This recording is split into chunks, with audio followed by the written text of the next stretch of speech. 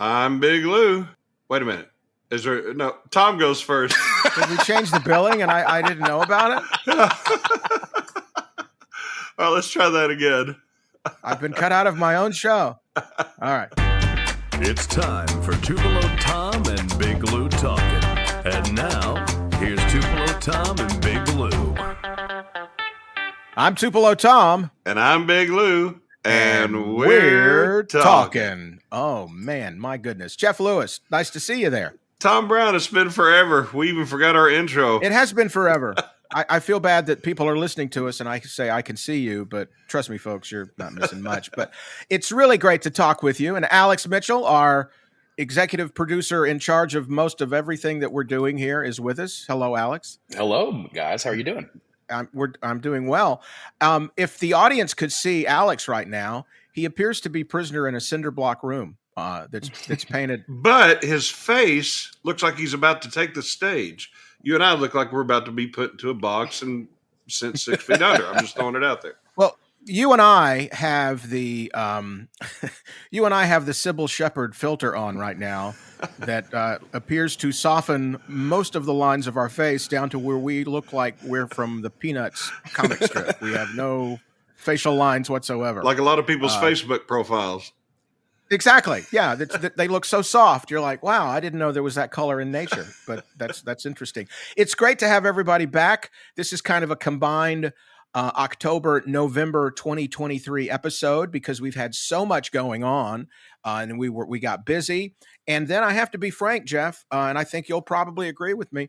We got really busy, and then we had a slack period, and we were tired. Yes. And we just didn't want to do anything. Until Alex called one day and said, "Hey guys, do you want to do another podcast episode, or have we retired?" Right. So. Well, it's great to be back, and there's so much, not only in the festival world that happened, but so much happening in the Elvis world news-wise with the great news about what Baz is doing, and we can talk about that. And so it's been an exciting. There's a lot to talk about, and we're coming up on our 1-year anniversary too, which is really cool.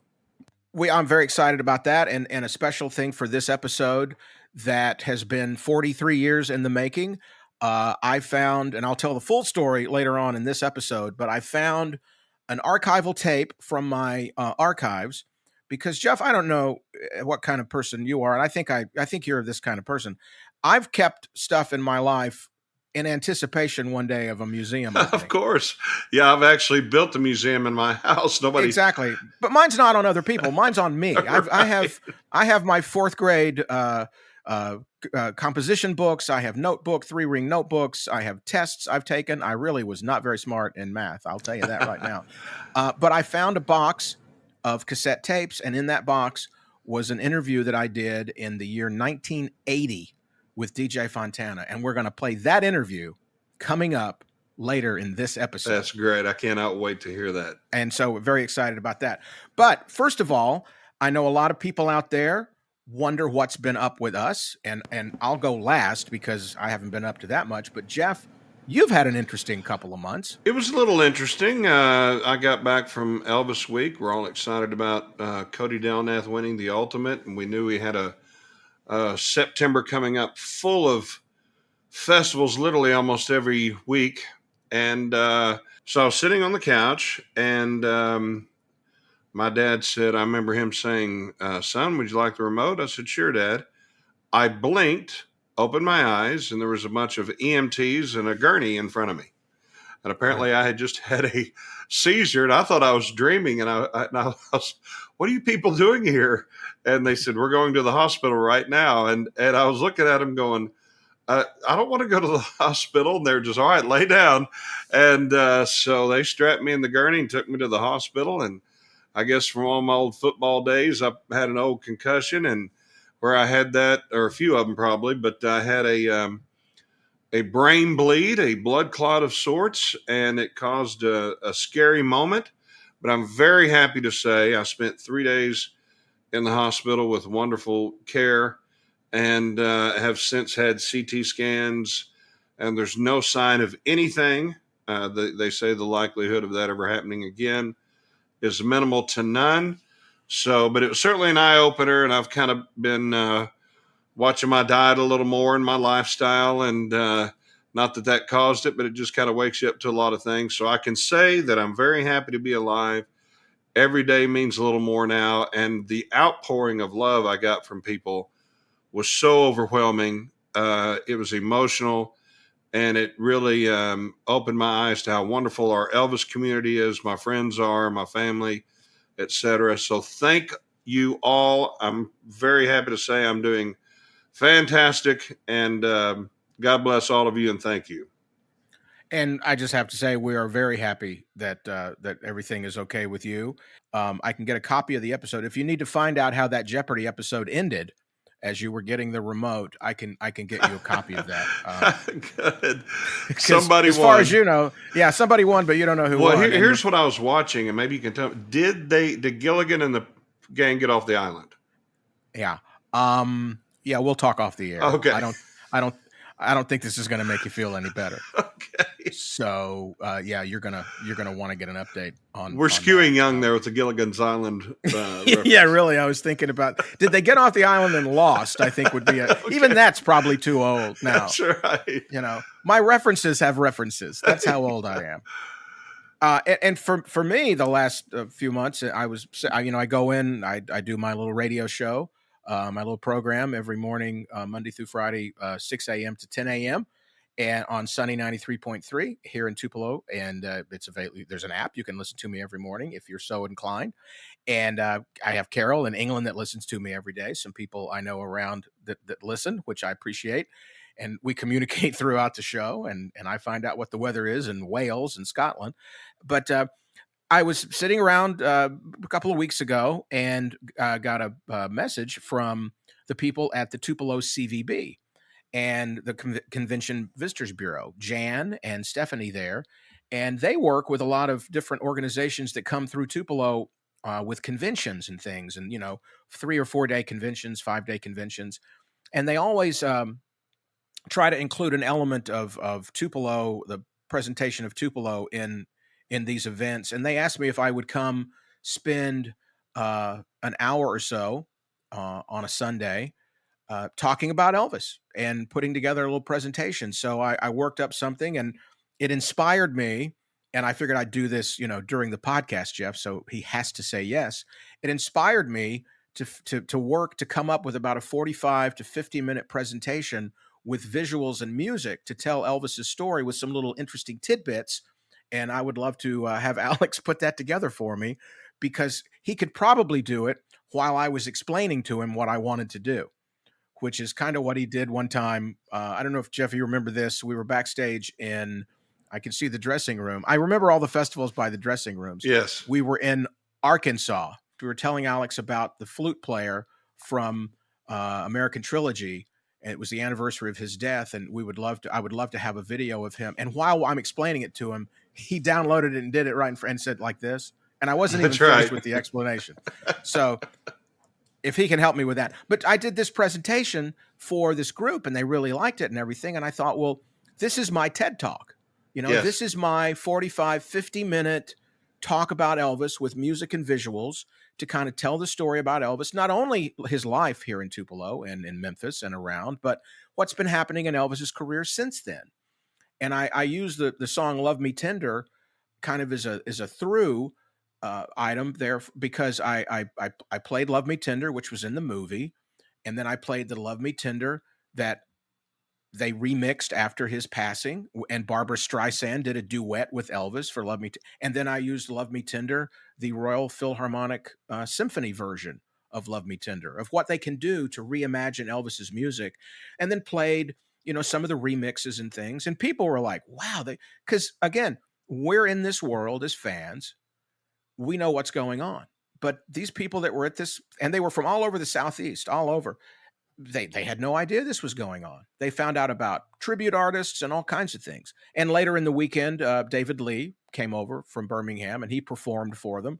And I feel like I kind of primed them for what an ETA was and what they represent in Elvis's career and the continuation of Elvis's story. So it's been kind of fun.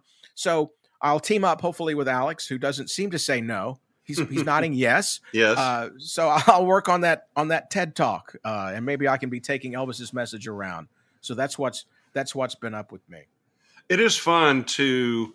I've got a cigar bar I go to occasionally on a Friday. A bunch of great guys. We hang around and just spend the afternoon having a cocktail and smoking a cigar and talking sports. And I'll get on to Elvis stories. And in my mind, I'm thinking this is boring them to death. But none of them know these stories. We all think of them, we've heard these stories a million times, and they're fascinated.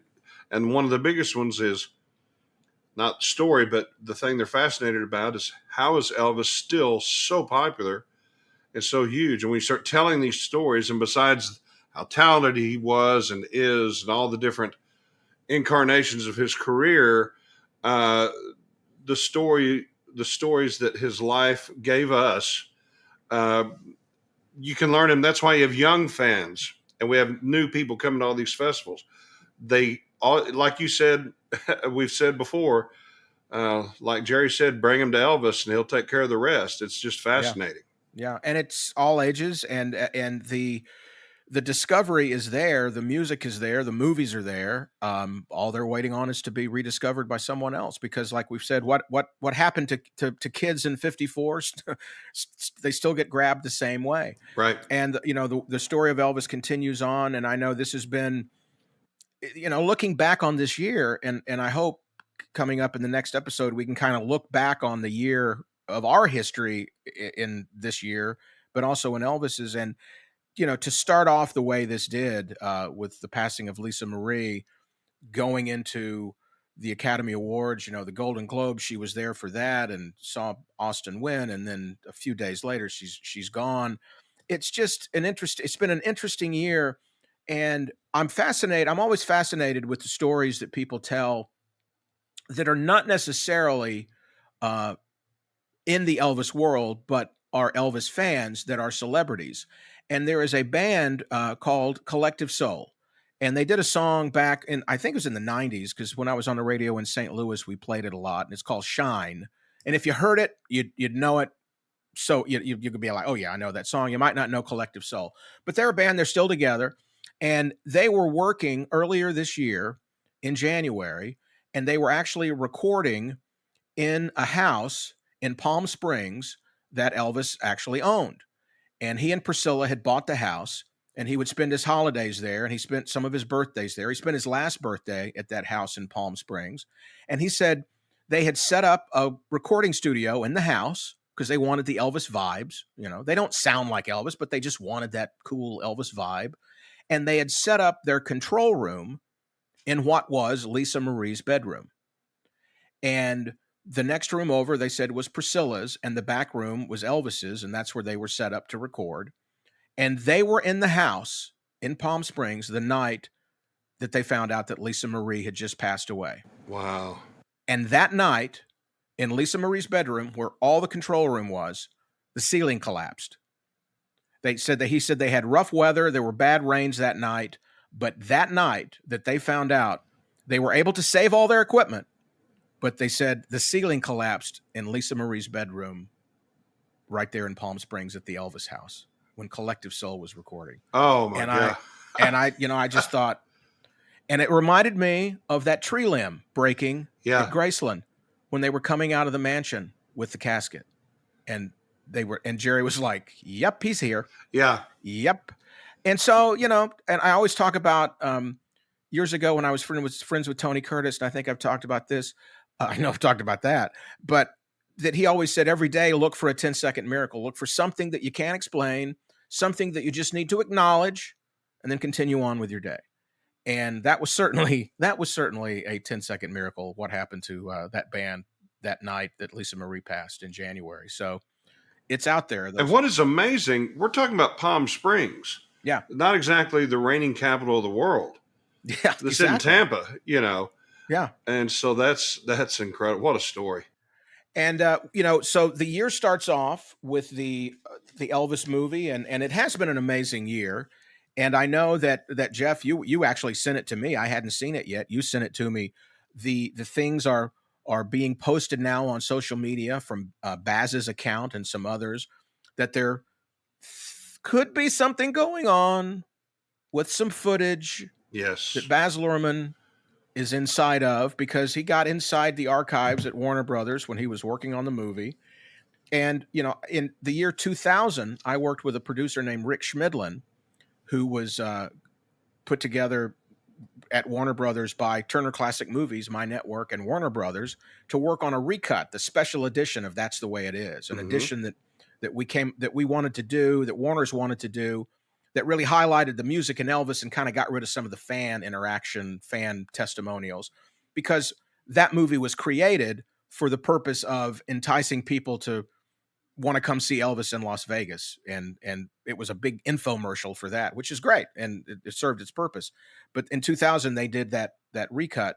And Rick Schmidlin went into the archives and found everything he could find. But obviously 23 years later, wow, just amazing to think, from 2000, there was more stuff in there that even he couldn't find.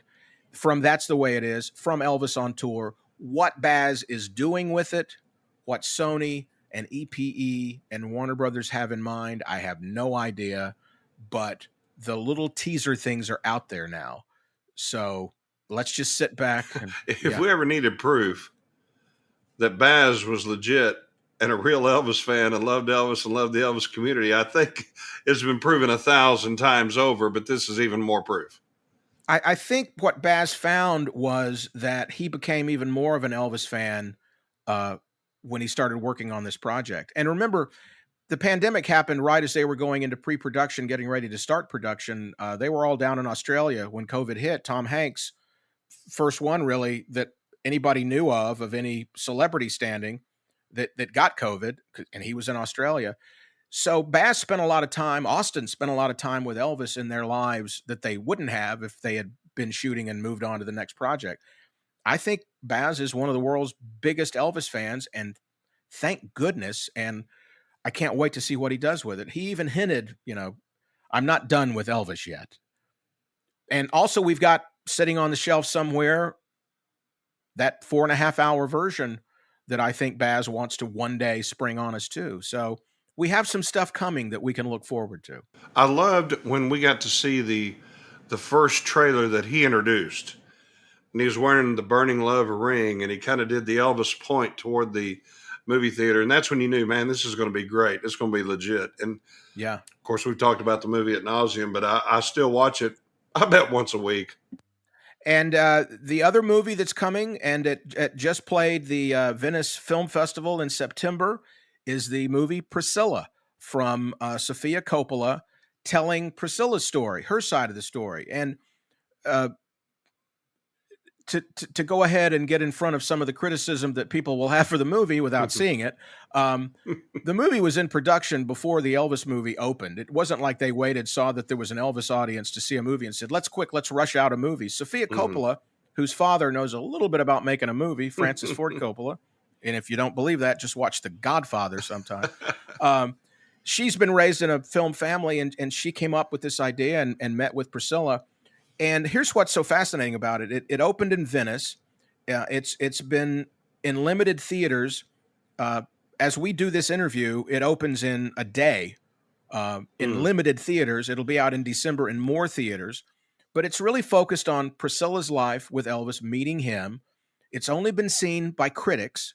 And right now, there's a movie rating site called Rotten Tomatoes. And what Rotten Tomatoes does is it takes reviews and it posts reviews from critics all over the country, all over the world. And it looks at the review, if it's a positive review or a negative review. And if it's positive, they let you know. And if it's not, they let you know. And it's on a scale of, 0 to 100%. 100% is everybody loves it. Right now, with 73 reviews, Priscilla has a 93% positive rating. Wow. And looking at just some of the headlines of some of the reviews, well, first of all, the write-up about it is, it says, when teenage Priscilla Beaulieu meets Elvis Presley at a party, the man who is already a meteoric rock and roll superstar becomes someone entirely unexpected in private moments, a thrilling crush, an ally in loneliness, a vulnerable best friend. Through Priscilla's eyes, Sofia Coppola tells the unseen side of the great American myth in Elvis and Priscilla's long courtship and turbulent marriage. from a German army base to his dream world estate of Graceland in this deeply felt and ravishingly detailed portrait of love, fantasy, and fame. Mm. It's her story.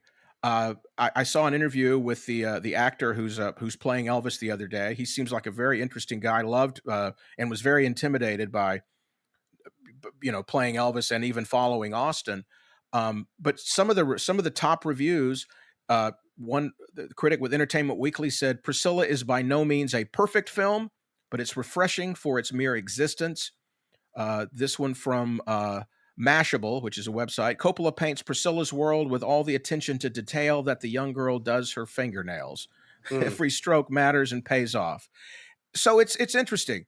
93%. That's a pretty good rating for a movie. I've seen some criticism, the movie has, and it says it has no Elvis music. No Elvis music has been licensed for the film.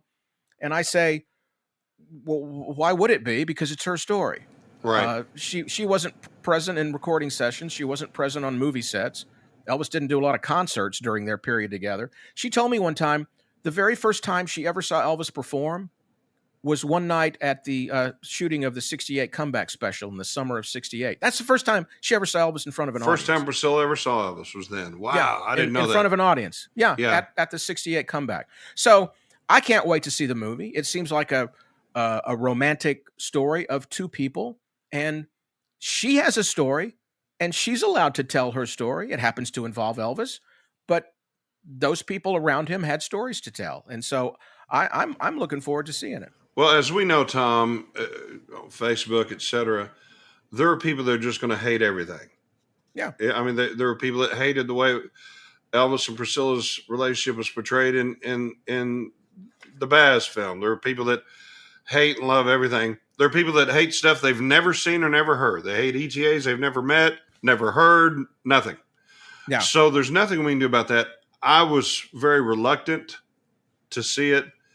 But I thought, well, I can't have an opinion if I don't. And who knows, we may watch this film. Elvis was a human being, and he was a human being that had an incredible life that can be compared to nobody else on the planet. Yeah. Nobody went through what he went through, created what he did. So I almost just want to say, see anything that has to do with Elvis at this point.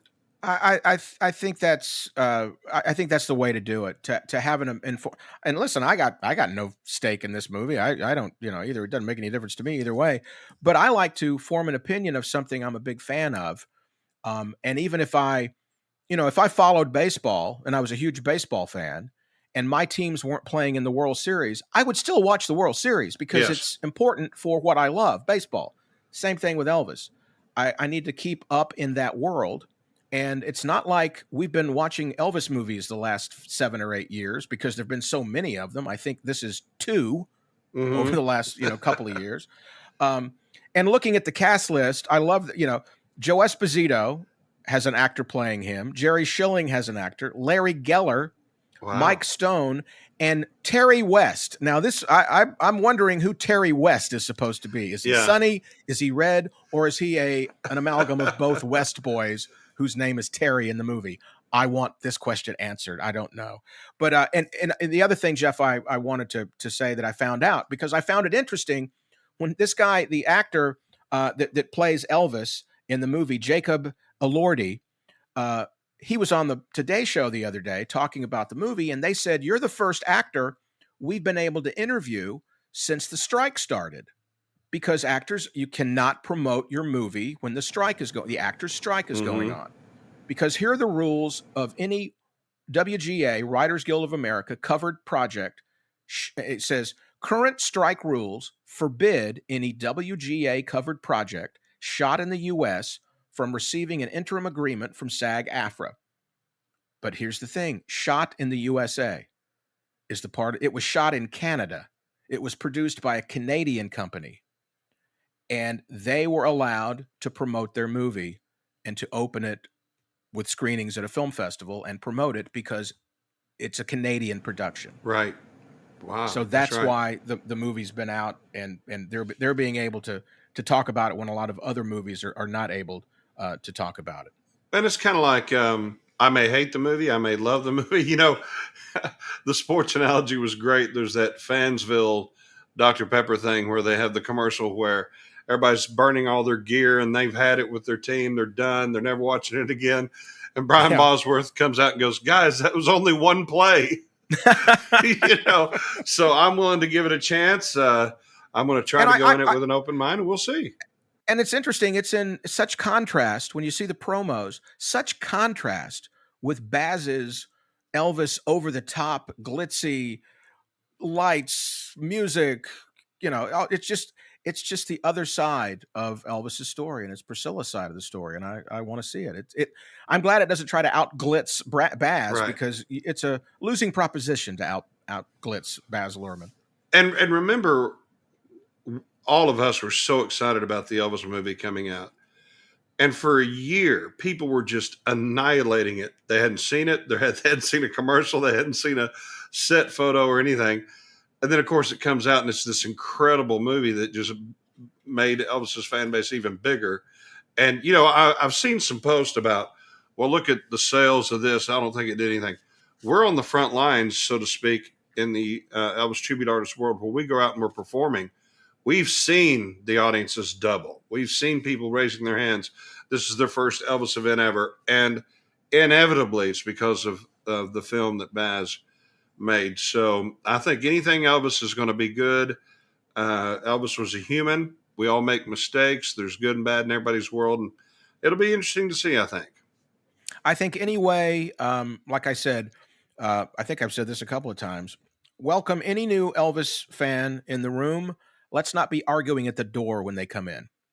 I love that. Now, this is totally off the subject, but I think it's very important. We brought up COVID and how Tom Hanks was the first famous person that we had kind of heard had COVID. Mm-hmm. And this relates, we always seem to reference some sort of film that you and I are obsessed with, Tom. Do you know who the first kind of actress or actor that died from COVID in April of 2020? Ooh. Her name is Elizabeth Fierro. Well, who is that, you say? Who is that, I say? She's the one that slapped Brody in Jaws. No. Kittner's mom, yeah. Kittner's mom. And this is before we knew that COVID was going to actually be a thing. And I remember posting on Facebook thinking I was being real funny. Because we all thought it was kind of a joke and this mysterious illness that we didn't know anybody who had it, right? And I said, okay, now it killed Kittner's mom. Now I'm angry. Yeah. Little did we know how the year would progress. But I remember seeing interviews with her, and she said she can't count how many times she's had people asked to be slapped by her.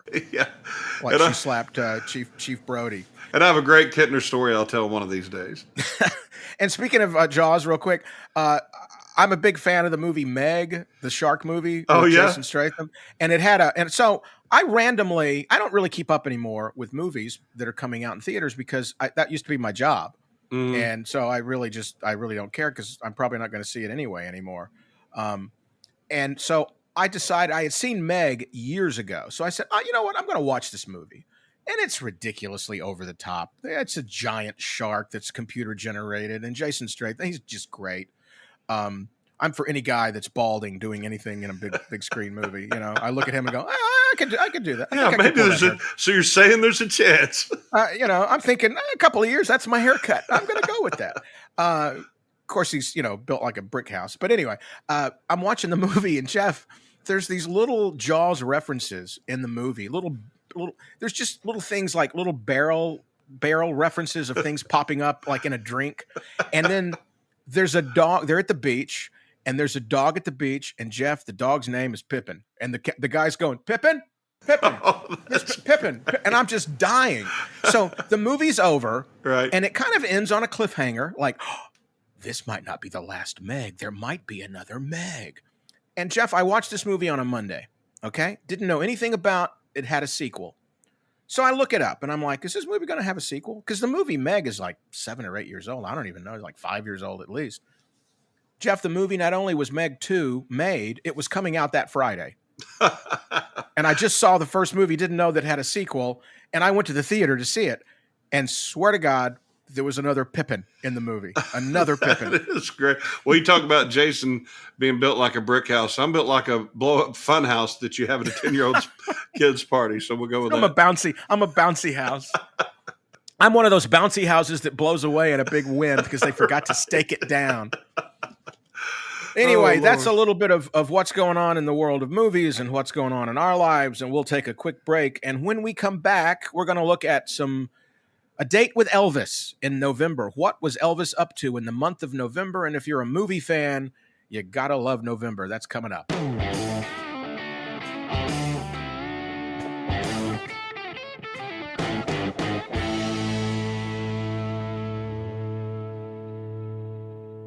Another public service announcement from Brill Cream. Men, beware. Use one dab of Brill Cream. Just a little dab makes your hair look excitingly clean, disturbingly healthy. This man dared to use 2 dabs. Now he's in trouble. We refuse to be responsible. Brill Cream, Brill Cream, Brill Cream. Brill Cream, a little dab will do ya. Brill Cream, you look so debonair. Brill Cream, the gals will all pursue ya. They'll love to get their fingers in your hair.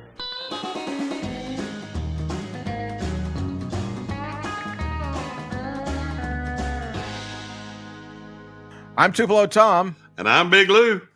And we are back to talking. And Jeff, one of the things I love about doing this podcast is it allows me to really go into my books and go into the internet and find out a date with Elvis, to find out what was going on in Elvis's world in a particular month. And November, if you're an Elvis movie fan, you got to be a fan of November because there were really 3. Once Elvis got the movie machine running, there were 3 dates on the calendar that they used to always release Elvis movies. It was Easter, because there's a big holiday weekend, there's summer, and there's the Christmas season. But November, I think, stands above any of them with movie releases, okay? So there were 13 Elvis movies released in the month of November over the years, including the very first one, Love Me Tender, November 21st of 56. So Love Me Tender. Then the very next year, November 8th, Jailhouse Rock. Then Elvis goes to the Army, comes back, and starts a string of November releases. Now, these are not all the movies released in this month. These are just the November releases. But in November of 60, GI Blues. November of 61, Blue Hawaii. November of 62, Girls, Girls, Girls. November of 63, Fun in Acapulco. Movie opened November 27th. Just a few days after Kennedy's assassinated. So Fun, if you're ever in a trivia contest, Fun in Acapulco was the Elvis movie that was in theaters when President Kennedy was assassinated. Next year, Roustabout in 64, Harem Scarum in 65, Spin Out in 66, Clambake in 67, 68, took the summer off because he's shooting the comeback special. And Change of Habit in November of 69. Then the concert movies were Christmas releases. That's the Way It Is in November of 70. Elvis on Tour in November of 72. And it's because that movie was still doing so well, the Aloha concert they had scheduled to do in late 72. And that's why they pushed it into January of 73, because Elvis on Tour was still doing really well in the theaters. I wonder if there was a reason they released those movies in November, especially the summer-themed films. I wonder if it had something kind of a concept of like Christmas in July. We're going to bring you summertime and during the winter and Christmas, you know? Well, you've got kids on holiday, because back in the day, my birthday's January 5th, just a few days before Elvis's, not the same year though. And I remember as a kid, I was never in school on my birthday, and my birthday's January 5th. Our Christmas holidays back in the day, they were 2-3 weeks long. And that's why an Elvis movie came out in November, to get the kids that were out of school. There you go. Get them in the movie theaters. And that was it. That was pretty smart programming on the part of the movie studios. Yes, that's cool. And all these movies, like you said, they're kind of all summer themed, aren't they? I mean, they're all just kind of fun entertainment. And you know, I'm fascinated about the. One time I made a list of. I made a list of the professions that Elvis had in these movies, and it's anything from multiple times as a race car driver to a fashion photographer to a Playboy type photographer in the same movie, a frogman, a busboy. You know, I mean, it's just wonderful fun. A mechanic. Yeah. I'm sorry, a race driving mechanic, not just a mechanic. And most of these are, you know, a crop duster who sings, a mechanic who sings, a race driver who sings, A helicopter pilot who gives helicopter tours pilot. and sings. Doctor, Yes. ghetto doctor who sings. You know, it's just a guy who runs a Chautauqua who sings. An Old West outlaw who sings. Well, Kinda. only over the opening credits Right. when he's not getting beaten up by Red or Sonny or somebody. Okay, that's some of the dates with Elvis, and we're going to take a quick break, and we're going to come back with I think one of the most historic things we've ever done on this podcast. 43 years in the making. My long lost interview with DJ Fontana and the story that goes along with that coming up right here. It's exciting. Ooh. If you've got the time, we've got the beer, Miller beer. Miller tastes too good to hurry through, but when it's time to relax, Miller stands clear, beer after beer. If you've got the time, you've got the time, we've got the beer, Miller beer. I'm Tupelo Tom. And I'm Big Lou, and this is going to rule. Tom, one of the greatest things that being a part of the Elvis world that you and I have been able to experience, and as we're about to learn, you experienced it long before I did, was becoming friends. I mean, real friends, having a real relationship with DJ Fontana, who was one of the most interesting, hilarious, fascinating people I've met. And he was so good to me. I've got a bunch of stories. We may do that in an episode where we talk about our stories with the different people. But Karen, I adore to this day, his wife. Of course, we were all friends with his son, David. But to get to know DJ, I would look at his hands and I would think, that's the hands that had the stick on Jailhouse Rock that played the snare. Yeah. I mean, different things like that. And the stories when he would talk about when they did the show with Sinatra, and he makes a comment like, I remember we did that thing with Frank. I thought, that was just a gig to him. I go, exactly. I'm familiar with that DJ, but it was, and that high I would get when we'd be in Tupelo and I'd walk in and I'd hear Karen say, "Hey DJ, Jeff's here." And he go, where is he? Where is he? And to think, it was just something I treasure to this day. But what we're about to do and hear, Tom, please set up. This is so cool, and you'll never hear it anywhere else. And why don't you tell us a little bit about it? Well, it's amazing to me, and I've been incredibly blessed through a variety of circumstances to have been placed one day in a room at Graceland at EPE, working for Turner, to have an opportunity to start a relationship with the people at EPE. And that grew out of my obvious love of Elvis, and growing up in Tupelo, going to Milam and Lawhorn, where he went to school, and just Elvis's whole presence here in town, and with the birthplace, and with my mom's record collection that I found when I was a little kid. And who is this guy? And I mean, I discovered him like all of us did, at a young age. For me, it was a little different. I'm an only child, and I always had this relationship with Elvis where I felt like he was an older brother who had left home, kind of like that older brother on Happy Days that you never saw, Right. The guy that played basketball. Lived in After a season, he was just kind of gone. I assume with the NBA, I didn't really know where he went, but they didn't. And the Fonz, who I'll be meeting soon, moved into his attic apartment there. One of the greatest actors, one of the nicest men you will ever meet. I have a Henry Winkler story for you when we share those stories. Anyway, so I had this love of Elvis, and I got this situation, in 2000 where I was in the room, and I've told the story about how I was talking about things, and we were working on That's the Way It Is. And Todd Morgan, God bless him, said, "Who are you?"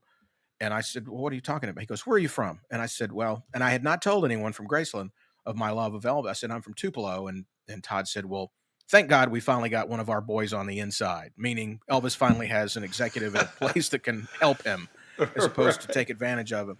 So I started hosting events for Graceland. I've been doing it now 23 years, and birthdays and all kinds of stuff, and festivals and Tupelo, and it's just been great. And I've interviewed hundreds and hundreds, probably thousands of people during Elvis Week and all the gigs that I've done. I was an entertainment reporter in the 90s, so I was traveling all over the country. But Jeff, let's go back in time right now.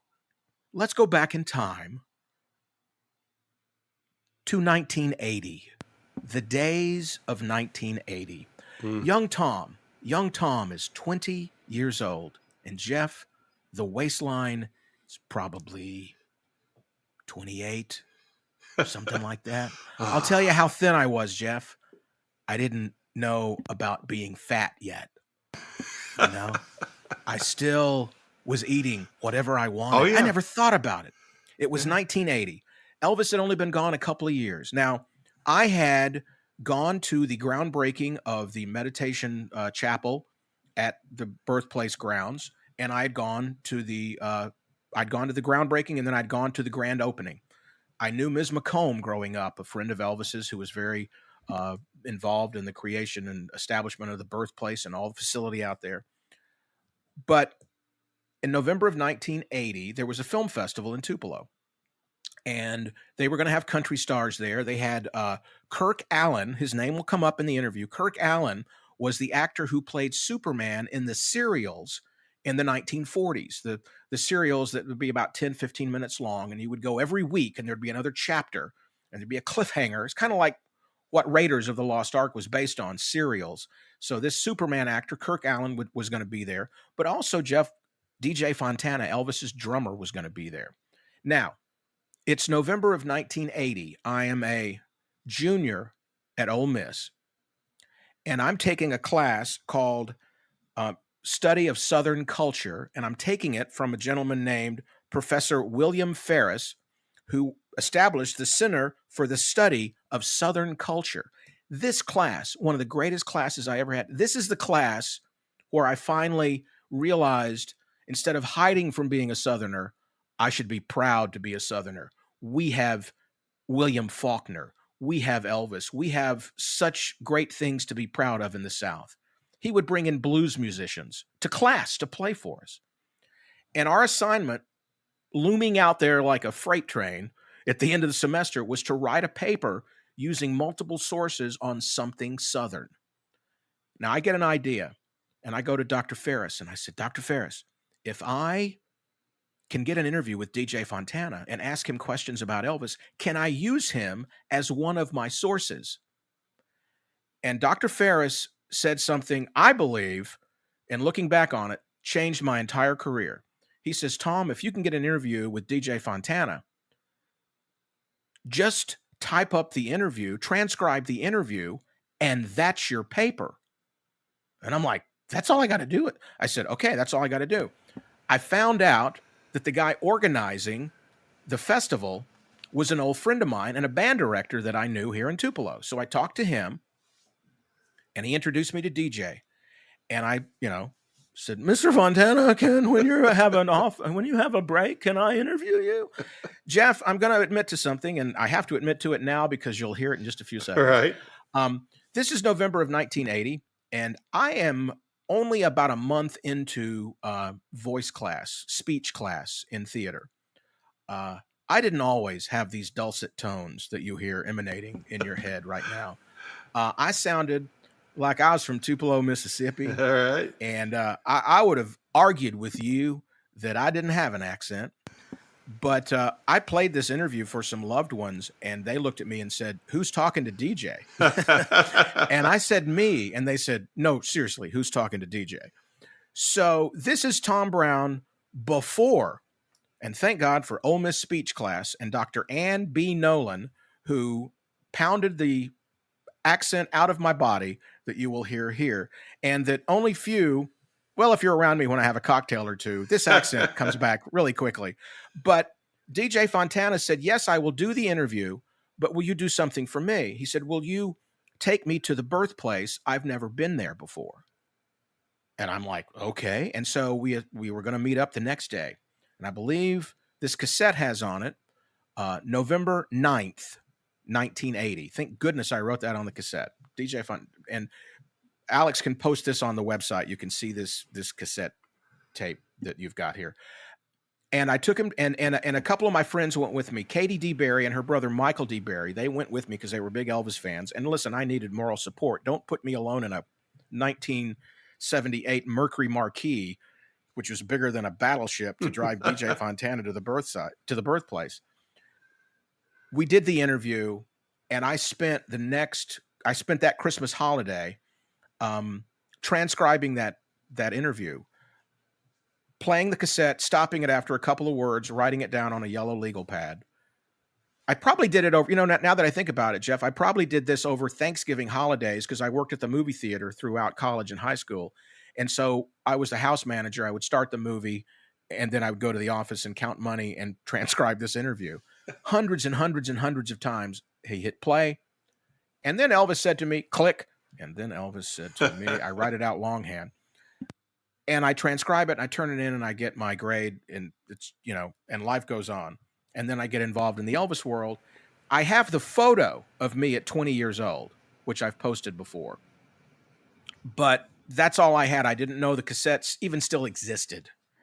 And cleaning up downstairs, I went through and I found, and because, like I said earlier, I've always lived my life with the assumption that one day there was going to be a museum about me, and I needed to save all this. Right. At least that's been my excuse. A lot of people are pack rats. I have the forethought to think that I may do something that there needs to be a museum. You're a museum prepper. I'm a museum prepper. Thank you. Exactly right. Thank you. I'm just in search of a reason to have a museum and my Angie Marchese. That's what I'm waiting on. So I find this cassette, and lo and behold, like a couple of days later, I'm at Sam's Club, and they have a 1980s, and 80s is in quotes because it's a new thing. They have a boom box that plays cassettes like, that we had back in the day. And I played this cassette, and I myself wondered, I wonder who that is talking to DJ. And I realized, oh, that's me. So Jeff, I said all that to say all this. I've been watching the way you've been watching my miss. I think it's time now to go back to November 9th of 1980 at an interview actually done at the birthplace, Jeff, there. When I sat down with DJ Fontana, and I'll tell you, I don't know how many interviews I've done in my life. I don't know what my last one will be, but I thank the Lord that my first one was DJ Fontana. When I asked him, when you were touring with Elvis, who was with him? I joined him a little bit later. I stayed with him I made one tour with him, I remember, and ended up in the hospital. From fans or what? No, I had a gallbladder problem, but Elvis always said, see, you work with us 1 week, and you end up in the hospital. They come to the hospital and see me, Yeah. He said, you just can't take it. Did you didn't know then what he was going to be, did you? No, you really couldn't tell. He had a lot of talent, and he would have come out sooner or later. Yeah. A guy like that, there's no way to stop him. Whoever managed or whatever, it would have made a difference. He'd have been just as big. You've been talking about the Colonel, the way he handled it. What do you think of the way he handled it? Well, you got to get the Starting out, he kept the secrecy like... Well, that was part of the whole image. In other words, just leave the people wanting a little bit more at a time. Mm-hmm. That's what really helped him keep as big as he did for 25 years. Yeah. And the Colonel wouldn't let him go on television. Like some of those guys had television shows every week, every day. He said, no, it would just burn you out, just wear you out with the public. So that's why when he was on television, everybody watched him, because you didn't see him that often. And they would announce it in advance, Elvis is going to be on. So and so and so. And it would just build and build. But he wouldn't go on but every 2 or 3 years, maybe. What was it like doing those television shows with Ed Sullivan? We had to work hard. Rehearsals were involved. Basically, it was nothing to it. It was pretty easy. They let us do what we wanted to do, or they let Elvis do what he wanted to do, and that's the way it should have been. Yeah. Were the fans back then, did you ever see any fans then that you kept seeing later? I'm sure there were fans that followed you through. Well, yeah, we had them follow us all over the country, really. From New York to the West Coast, to Las Vegas, to Louisiana, to Texas. Yeah. You know, you'd see them every so often show up in these little towns, you know. So yeah, that's actually what happened. We grew up with the fans. Yeah. We just grew up with them. And it seemed like the generations, the fans you grew up with, their kids. Well, they grew up listening to their mothers and dads' tapes and records and television. And we were talking earlier about how people 90 years old. Well, he had them from 4 to 90. But they wouldn't, you know, they were always kind of quiet about it. Yeah, well, a lot of people loved him, really, but they hated to admit it. Yeah. And I don't know why. It's a shame. And all the things that came out in the 50s about how he was leading the youth down the path to, you know, everything. And he was, you know... Well, it was really nothing to that. Yeah. It was just basically the press. Mm-hmm. You see, the press would write about it. He felt bad about that, too. Yeah, he used to wonder about it. He really did. But the Colonel always told him, he said, don't worry about it, son. He said, as long as they spell your name right, we're in business. Mm-hmm. Which is a good theory. Because you couldn't buy that much press. You know? That's right. You couldn't buy that much exposure. You couldn't afford to pay for it. Yeah. And they'd come out to the concerts. He was getting it free. What's he going to do, man? He was getting it free. So. But they really helped him and didn't realize it. You know, the vulgarity, they say he was vulgar and this and that and the other. That's going to make people want to go see him. There was a thing on the TV special he was talking about, did a concert in Florida. And then the police come out to watch it. And well, they filmed the whole show. Yeah. They taped it right then and there. But he didn't move. You know, he'd move his finger maybe just a little bit. They go wild. Twitch his mouth. And he kind of, people knew it. But every so often he said, well, I'm not supposed to move. But the vice squad was sitting there, and the Parent Teacher Association, and the mayor, and just a lot of people that, I don't think they even wanted us in town, you know, but the place was packed. Yeah. They were there too. And naturally, the next day they wrote about it. Naturally, when we went to another town, they already heard about it, so that people would flock in the doors and go see it. What was it like on the road with him? He said he was kind of a wild guy on the road. Well, no, it wasn't wild, but he had a good sense of humor. Yeah. You know. Because it gets a little hairy. It gets hectic out there, 7 days a week, every night in a different town.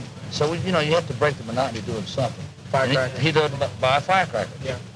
Because, see, back then they didn't have a lot of these interstates. You know, they had little grocery stores, little fruit stands all up and down the highway. And we had to stop at every one of them. We couldn't make it. If we had to go 100 miles, it'd take us 5 hours. Because he had to stop. Oh. Well, what was it like? How did Scotty and Bill and you react to? Did y'all ever talk about what was happening between yourselves? A lot of times we didn't have the time to talk about it much. Like I said, we was always traveling, and we really didn't realize what was happening. And that was the simple reason for that is we was always like a day ahead of the press. Otherwise, we worked like Tupelo today. Tomorrow we'd be maybe in Memphis. Well, we've already lost the papers for this morning, so we didn't know what was going on. Up until about 2 years later, we said, hey, this guy's a monster. Like that thing, the scene in Loving You, where they've got Elvis going around all the different places. Yeah, and that's basically what it amounts to. It's building up, and he's not even aware of it. You're not aware of it, because it's happening too fast. And we never had a chance like to read the press or interviews or anything. We just had to go to the next town. So. What did you do while he was in the Army? You and Scotty? Well, Scotty lived in Memphis. Bill lived in Memphis. And Scotty's a sound engineer anyhow, so he went into engineering basically. That's what he's doing now. Yeah. Bill had his combo just about trying to get that thing started, you know. And I was down in Louisiana, so I was working clubs, just piddling around. I went out with Gene Vincent and the Blue Caps. I don't know if you remember those guys, but they were a hot group in the 50s and early 60s, you know. You said you'd met Buddy Holly once. Years ago, yeah. Before? Was he in Texas or come on Louisiana Hayride? No, I can't remember. I don't know if it was in Chicago. Where it was one of those towns. You know, you run into so many people, it's hard to remember where you even seen them at. You were on all the soundtracks? Yeah, all the movies. Those recorded in we were done both most Nashville of them. and Well, Los Angeles? we started out doing most of them in Hollywood. Yeah. And the last, I forget what pictures they were, but then we go into Nashville and do some. Odd hours? Most of them, Odd hours? Oh, yeah. Like he usually come in sometime Sunday nights. Say we're supposed to be there at 6 o'clock. Well, he'd show up around midnight, and then we'd start then. He'd go to 7, 8 o'clock in the morning, go back, lay down, and the next night started. Even then, he had his weird hours. Well, he was a night person, you know. It just didn't happen overnight. He was always like that. Yeah. Because we used to be going down the road, and he wanted to stay up all night, listen to radio. And we had to drive. Of course, he drove a lot, but we were tired. And we knew we had to work the next day, but he didn't care. See, he'd sleep all day. He could sleep during the day. It wouldn't bother him. But as soon as the sun come up, we woke up. Yeah. And the sun beating down on your face, you know. He's in the back seat. He's in the back seat laying down. It didn't bother him. Well, you were in Hawaii. You did the Hawaii concert with him, right? For the memorial. We went to raise the money for that. Yeah, for USS. I think it was the USS Arizona. We built helped build the memorial over it. Yeah. And he didn't do any concerts right during the '60s. Just since that till the comeback special. We done one in Memphis. We did in fact we talked about it. We did a charity thing in Memphis. Yeah. Well, I don't remember what year. Do you remember what year it was? It was the first show, the first appearance he made in the United States when he come out of the Army. So okay. I was trying to remember that. Ellis Auditorium. Yeah, the Ellis Auditorium in Memphis. I've seen some interviews. I believe it was 60. It must have been. Well, he got out in 60. That's what it was. Yeah. 60. In '68, did you get when he called you? Get a phone call from him? Yeah, the office called, the colonel. Yeah. They wanted me and Scotty to come out and do the special. So him and I, of course, we were on one left of the original group, you know. Mm-hmm. So we went out. We had a lot of fun. It showed too on that. Yeah, it was relaxed, and that's the way they wanted it. And it was a lot of fun. There was no scripts, no dialogue. He just started playing, and y'all started playing. Do whatever you want to do. Well, I guess y'all knew each other so well that. Yeah, well, we knew the records, you know, just about backwards and forwards, you know. So it was no problem. You said there was no procedure for a concert. You just walk it on stage and just whatever he wanted to do. Whatever he wanted Hound Dog was the last. Yeah. Well, you're talking about his show date. Yeah. No, we never knew what he was going to do. There's no written script or nothing. It just he'd feel the people. If he felt like they wanted a ballad, he'd sing a ballad. If he felt like they wanted to rock, well, he'd rock, you know. And we didn't know. Just every night was a different experience. But, you know, because he felt the people to see what they wanted. He might start out with some up-tempo things, and they'd go to holler, sing so-and-so, and so then he'd calm down a little bit, you know. Some entertainers go out, they know exactly what he did later. Yeah. Because he had, the big band, and they just be working like heck to get all the arrangements up, see. Everything we did it by memory. We just done what we felt like we wanted to do. So it was easier for us, because we knew what he was going to do, basically. But still, there's that. Still, we didn't know. Yeah. But we did know the song, so he did holler back, well, Hound Dog would do, don't be cool. So we knew what they were anyhow, without having to go to music and looking, you know. Well, what type of, the Colonel in the later years, did he keep Elvis under wraps, and did Elvis want that, or did he just trust in the Colonel? I'm sure he trusted the Colonel. Yeah. He had to trust the man for that many years. And like I said, the man was he's just a smart businessman. There's no question about that. Kind of Barnum type, the circus type of. I don't think, in other words, he didn't really get into Elvis's private life. Yeah. He took care of the business. Elvis took care of what he wanted to take care of. I think that's why they got along so well, you know. Mm-hmm. He didn't try to run Elvis's life or his business or whatever he wanted to do. That's his business. What about Vernon? Did he? Vernon used to kind of take care of the house and everything around there, but he didn't really have any great authority. You know, Elvis was still the boss at his own home, you know. Kind of worried Vernon, though, didn't it? I think it worried Vernon a little bit, you know. Heard the old story about the bulldozer, where Elvis drove up in front of Graceland, and Vernon came out on the front porch and said, "What are you doing?" And Elvis said, "Get out of the way, Daddy. I'm tearing the house down." Well, he would do that for a joke. Yeah. I don't think he would ever harm that house because, you know, because he basically bought for his mother. Mm-hmm. He was proud of that house. It was pitiful. That's all he would ever talk about was that house. And there for a long time, every time I'd go there, he didn't remodel the whole house. Just every room. But I said, "What are you doing now?" He said, "I'll change these colors." I said, "For what?" It was pretty like it was. He said, "Well, we're going to do this and do that." And I said, "Okay." 6 months later, I'd go by the house and see him. Going to change another room, change this room, change that room. But he never changed his mother's room, was downstairs. Yeah. He never changed that room. Did he keep it locked off? No, the last time I heard, her room was the same. But he wouldn't touch her room. Well, what about, when did you first meet Priscilla? After he'd come back from Germany, I went to Graceland one day. We were getting ready to do something. I don't know what it was now. And she was out in the yard riding a horse. And me and my wife were there with, talking to Elvis. She was way across the field, a little way, and she waved. She's just as nice as she could be. She was young then. She's a pretty girl, beautiful girl. She didn't have a bit of makeup on or lipstick or anything, but she was just beautiful. Kind of different from those pictures they've got of... Well, she went to Hollywood, and to me, she looked bad. Yeah. But then when I saw her again, last time I saw her was at the funeral. People didn't know that Elvis knew her that long. They thought that it was just because he got married in '68, and he kind of kept her in the background. Because his fans would have. She was always basically in the background. Yeah. I think she understood, You marry a guy like him, and you just gotta kind of stay out of the way. But then finally she couldn't take it anymore. Right? Yeah, it's a shame, because she was a nice person. She always spoke to me, and we wasn't buddies or anything, but she was nice. It seemed like there were two groups of people that hung around Elvis. There were his musicians, that you and Scotty, and that did the work and saw him occasionally. Yeah, we didn't go there much to bug him or irritate him. Yeah. Hardly ever. I'd go by and visit, Me and my wife and family, we'd go by, we'd spend a couple hours. I said, well, I'm going to go, I'll see you. And that's about what it amounted to. Yeah. But then there was another group. Well, I had a lot of guys around all the time, and I just hated to be around them most of the time like that. I just couldn't sit there day in and day out, It's kind of a prison, wasn't it? Yeah. What about Lisa? What type of person do you think? How long has it been since you've seen her? Well, at the funeral. Yeah. Of course, she was just running around, She realized her dad was gone, Well, we went down one time when she was just a little bitty baby. He was sitting in the room rocking her. And so I didn't really know her that well, She was always Californian. What'd she look like? Elvis? Yeah. Exactly. If it had been a boy, it would have been spitting image. The eyes, the nose, the mouth, the whole thing. The hair. Yeah. Well, who's gonna get Graceland now? Do you know? Is it still nobody knows? I think it's up for grabs. I have no earthly idea what they're doing.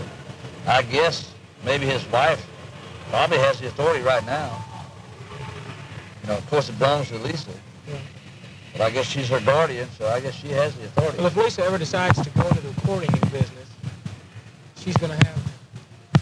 Well, if she can sing at all, she's gonna have fans that are gonna. Oh yeah, she wouldn't have a bit of trouble. Yeah. She could probably get it. And if the Colonel manages it, it'd be better. Colonel had a son, boy. Yeah. Really. He could be the lieutenant or something. Yeah. But you're working now. You came last year. This summer, you came to the convention in Memphis, right? Yeah. You're gonna be back next year. Yeah. It's gonna be bigger and better. I hope so. Yeah. Yeah, I had a lot of fun with these things. Get to talk to the people that. Well, I get to talk to the fans, and I enjoy talking to the Cowboy stars, and we've had around here today. I've noticed Kirk Allen, you've kind of. Oh, he's a nice man. Yeah. Yeah, we have a lot of fun. And, he's been around so darn long. He knows everything. He really does. It's just really interesting listening to him talk. That's great. I wish there'd been more people here to. Well, maybe next year. Yeah. Maybe next year it'll be You'll have better. to come back. I'll see you in Memphis. All right. I'll be there. You're gonna try to get movie stars. Yeah, well, they're gonna try. That's gonna be worked out. I don't know what they're gonna do on that big one yet. They're working on it now, so it may Probably be everybody but the killer will be there. I ain't gonna get into that. Killer got a little money out of it. I'm not gonna get into that. Yeah, but there's some type of people that the fans don't want to see, is there? Well, that's true, but he does a good job. Yeah. And maybe next year, if he does it, maybe he'll do better, Yeah. I don't know what they're gonna do. I have no idea. I hope they get it worked out. Well, they've already started working on it. Yeah. So it'll be pretty well ironed out by then. Yeah. We've got almost a year to do it, so they've got a long time. And if they keep it building, if they keep people informed along. Well, that's what they're trying to do now. That's why I brought the brochures down and give out a few this time, and they're gonna be sending out more from now on up until August next year. In other words, they're gonna try to show the progress of what they're doing, who the artists they're going to have, and the stars or whatever. And their relationship to. Yeah, they're going to just keep trying to build that up. So it should be good. There ought to be a lot of people in some way I connected. think it will. Yeah, I think it will. Because there's a lot of people, now that are associated with him that have made it now. That, like he recorded their songs or something. Yeah, got started. that's what they're trying to work on a lot of stuff like that. Yeah. I'm sure that'll work out. I don't know what they're going to do. The turnout last year. Yeah, it was good. Yeah. Well, I want to thank you. Oh, yeah. Well, Jeff, there you go. That's my interview with DJ Fontana. That from is 1980. I am so glad you found that cassette. It's history. It's our history. Think about 1980. Reagan's just been elected president. Hostages were freed. The miracle on ice. I was 13, starting to fill out with that 34-inch, 32-inch waist with muscles and a flat stomach. Oh, it was good. An amazing time for all. And for me, I feel like if I find that and hear myself like that, if I am the one that releases it, it can't be used as blackmail. There you go. That's a lesson for kids today. If somebody's got something, you do it first. Yep. And it can't be used as blackmail. But I want to just dedicate that to an amazing man, DJ Fontana, who, every time I saw him for a number of years, I would always introduce myself. And finally, I think I told you, Jeff, one day he goes, "Tom, I know who you are. Just stop introducing yourself. You're embarrassing yourself, Tom." But he never knew. And I told him, I said, "You were the first person I ever met in the Elvis world." And he remembered going to the birthplace. Obviously did not remember talking to me for 15 minutes, but he remembered somebody drove him to the birthplace. And I go, "Well, that was me and my mother's Mercury Marquis." That's great. That's a historic document that I wanted to share with the fans out there. And, to go back in time and to know that for years after this interview, DJ would continue to travel the world and play the music of Elvis. And I remember once at the FedEx Forum on one of the big iconic years, it might have been 30 or 35, I can't remember the year, but Jerry Schilling and I had been asked to have comments in front of the curtain before the big screen show. And I remember DJ was sitting in the dark at his drums and he was getting ready. And Jerry just looked over at him and hit me and said, look, DJ's in his office. That's where he was most comfortable, in his office on stage playing drums in the Rock and Roll Hall of Fame from November 1980. Thank goodness I found me and DJ Fontana. And it's a very special thing. So thank you for letting me share that with everybody. And Alex, thank you for what you were able to do with the audio from, we had some amazing technology back then, Jeff, in 1980, but Alex you pressed two buttons at once and you could record. It was great. Oh, and you had to, and if you had flipped that tab out of the end of the cassette, you couldn't tape on it unless you had some Scotch tape. Let me tell you, Alex's face right now is, I don't know what you're talking about. I don't know what you're talking about. Play and record. Yes, that's right. Yeah. What did it take to do an interview in the 80s? Press play and record. We're going to take a quick break. We're going to come back and we're going to talk about some festivals that have happened in the past and some things that are going on in the Elvis world, festival-wise, in the future. We'll be back.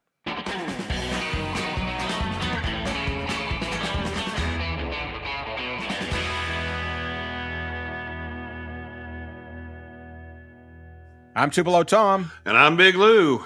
Tom, what an incredible few weeks it has been since Elvis Week. We kind of went on a mad blitz of festivaling,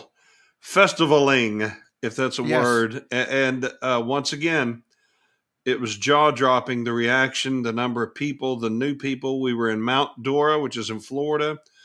We went to beautiful Scottsdale, Arizona. I got to see the Diamondbacks, who are now in the World Series. Oh, wow. And that was great experience. The audiences, half the house or more, had never been to one of these events. The meet and greet photo opportunities after the shows were wrapped around the entire building. And then, of course, we ended up the tour in Texas. And, of course, incredible crowds in Texas. It had a lot of – it's really neat. We have, the normal Dean Z and Bill Cherry, Cody Delnath, Coley Alex, all the guys that we have at all our events, and Ben Thompson, et cetera. But we had some new faces, guys we hadn't worked with as much. And Arizona is very special. We brought back a guy who's a legend in our business. If there was a legitimate Hall of Fame, he would be in it. And he still looks as amazing as he ever has, and as talented, and had the women going crazy. Kevin Mills. Yeah. And it was great to see Kevin's enthusiasm as well. He'd been out of it for a while. After COVID, he was doing Legends and the cruises and stuff. And the other thing you had in Arizona, because I pretty much, as a 3 million miler, have refused to get on an airplane if I can help it. I was asked, Cody said, we'd love for you to be a part of Arizona. And I said, I really don't want to fly to Arizona. And he said, well, I don't want to drive to Arizona either. He said, well, would you do it with video? And so, you know what? Got this idea. Cody said, run with it. And I got Anna Grace Coomer from Tupelo, who is a student at Ole Miss. She came over one afternoon, and she and I went all around the city of Tupelo at the historic Elvis sites, doing intros and outros for all the shows. And you were a part of setting me up, Jeff. And I just wanted to thank you for that.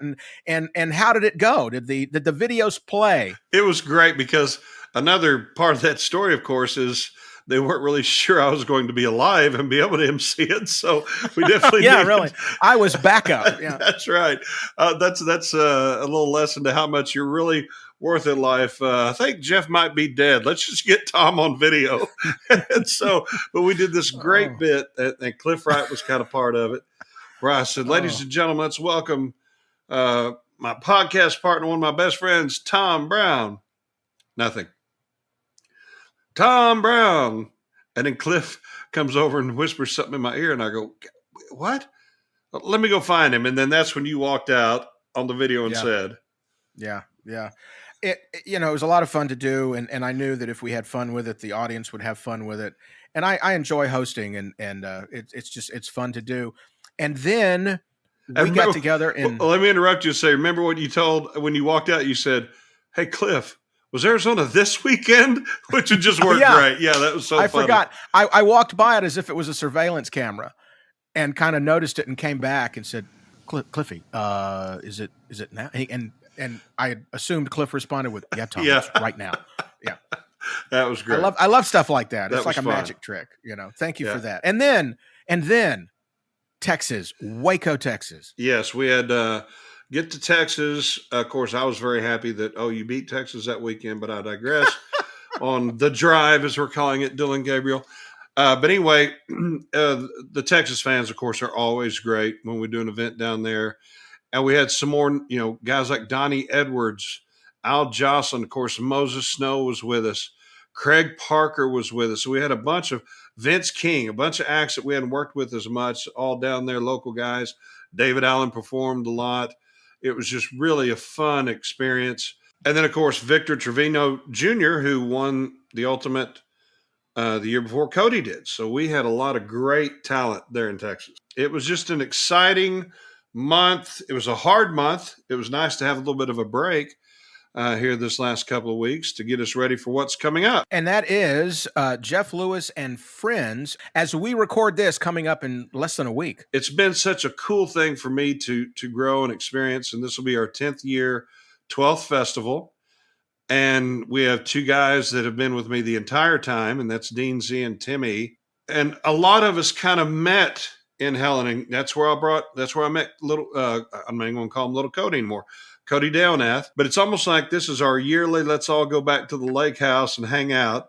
And it gives the guys, the fans get a lot more, I say fans, our friends and our Elvis family, really. We get to hang out more. There's no stress of a contest. We get to get kind of weird and creative with the shows because we've got a license to do some more fun stuff. Then we have after parties every night. The track shows during the day are really laid back, and people just sit out on their lawn chairs if the weather permits. And, of course, it's a gorgeous area, Helen, Georgia. And there's just nothing like it. It's something I'm very proud of. It's the after parties, the gospel shows in Helen are kind of it's kind of neat to know I might have left a little bit of a legacy in this business. But the only way this happens is with the great performers and the great fans that we have that have been coming every year to this thing. And it's like a family reunion, so I'm really excited about it. And it's also seemingly always on the weekend that the time changes. Yeah, I know. That's right. It's always coming back from Georgia to Mississippi.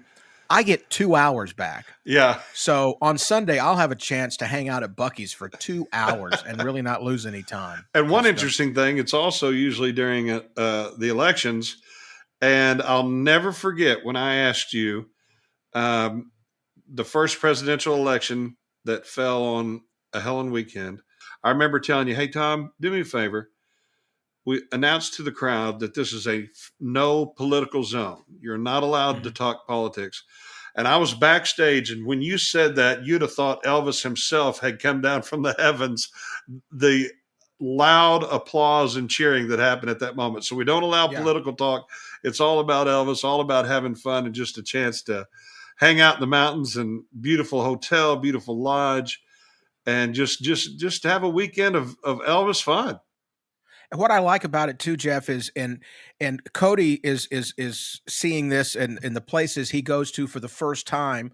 It happened to Brian, my co-producer of the Nashville Elvis Festival. The first time we performed in Franklin, Tennessee at the Franklin Theater. We're now at the Factory in Franklin. Nobody knows what you're doing that first time. They don't get it yet. The people of Unicoi, you've been through multiple managements at Unicoi. Yes. But the legacy that Jeff Lewis and friends has left has always been, hey, you can do this, you can do that, but don't mess with the Jeff Lewis Festival. It's I think you get them. And also, too, the interesting thing, Jeff, it's always the weekend that on Sunday they're bringing the Christmas decorations out. That's right. Yep. To decorate, because I stayed one year on a Sunday and left on Monday. And by Monday morning, it was like a whole different place because the Christmas decorations were out. And we started the whole theme night with costumes. We started that, I don't know, 9-10 years ago. And the way that people, or 8 or 9 years ago, the way people have responded to this was so far beyond what I imagined. Some of the outfits, we actually, the Akami sisters, we actually retired them and gave them the trophy for the all-time best because they were so incredible. And the award now is the Akami Award, but it just the pressure now to come up with theme nights. Thank God I got Alex and Jeannie helping me, but because they get so excited about it and they really dive into it. Remember, you and I went with Cody and I think David. Al, we went as Jaws one time. Yeah, I was Captain Quint.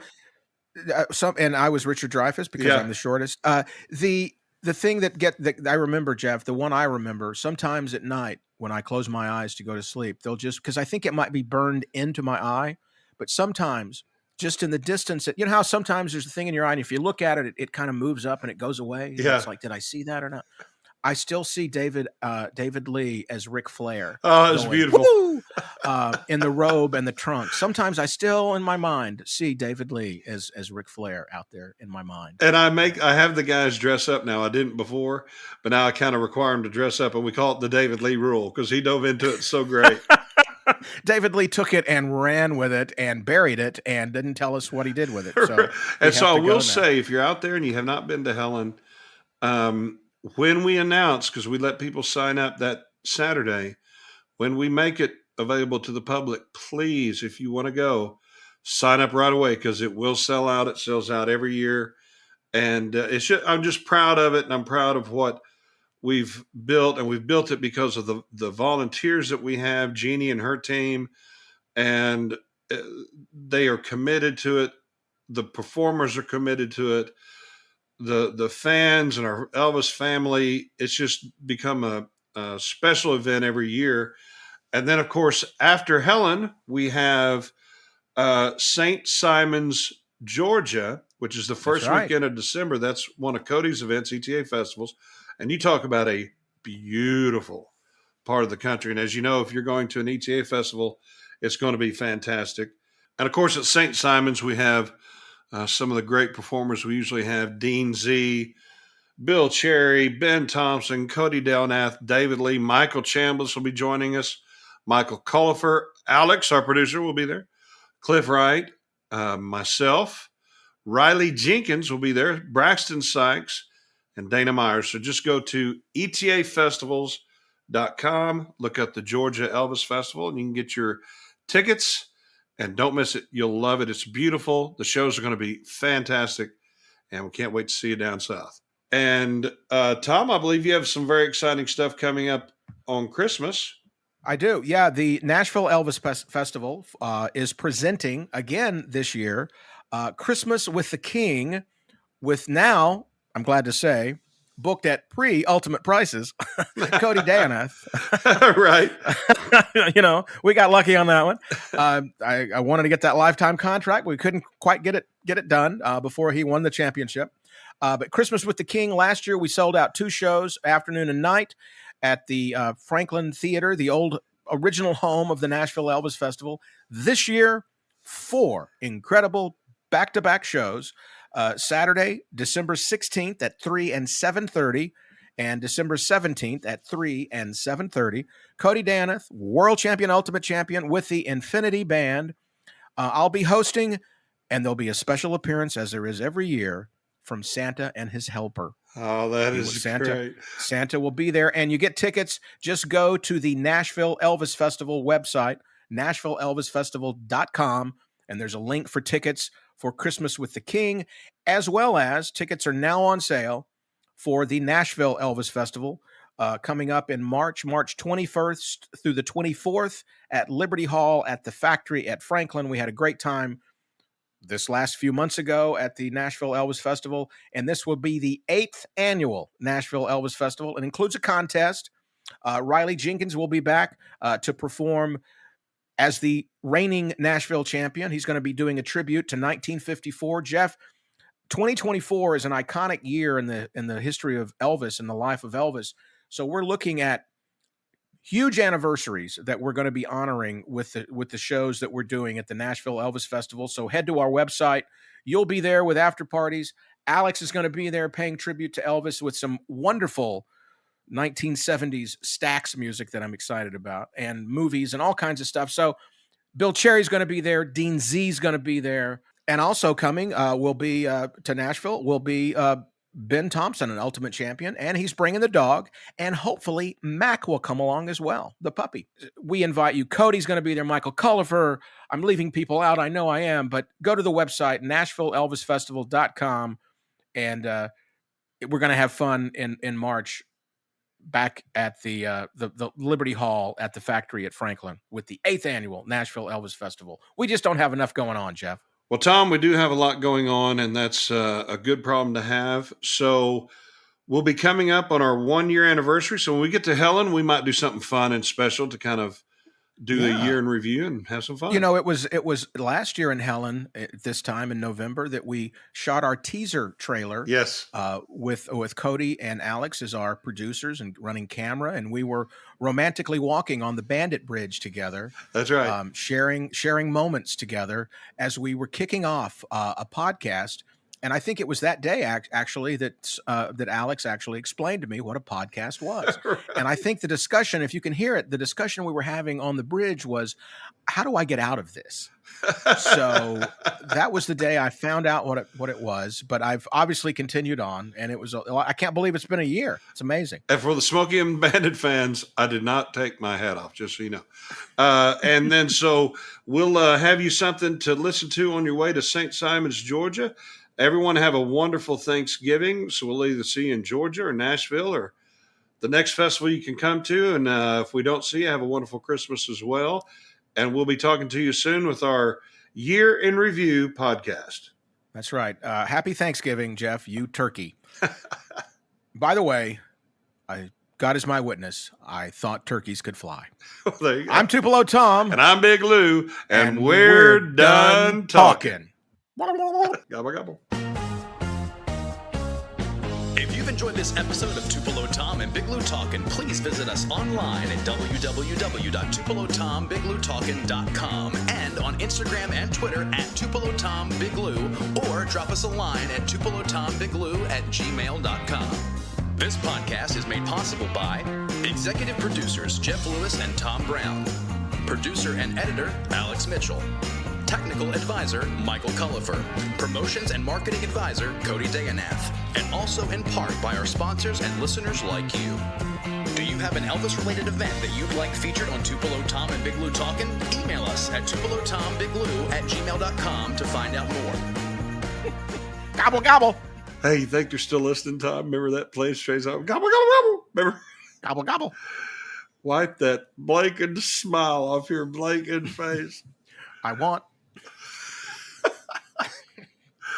How about those dolphins? All right.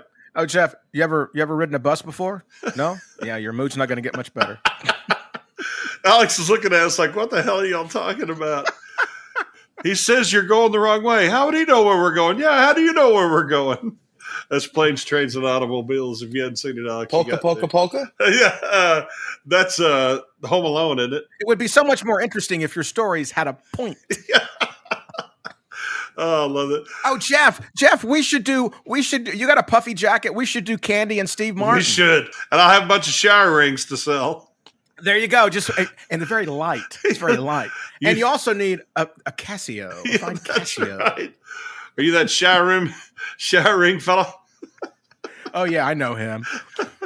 All right, guys. Have a good one, man. All right. Great job. All right. I've got an outfit now. Thank God. Thank you, Alex. See you guys.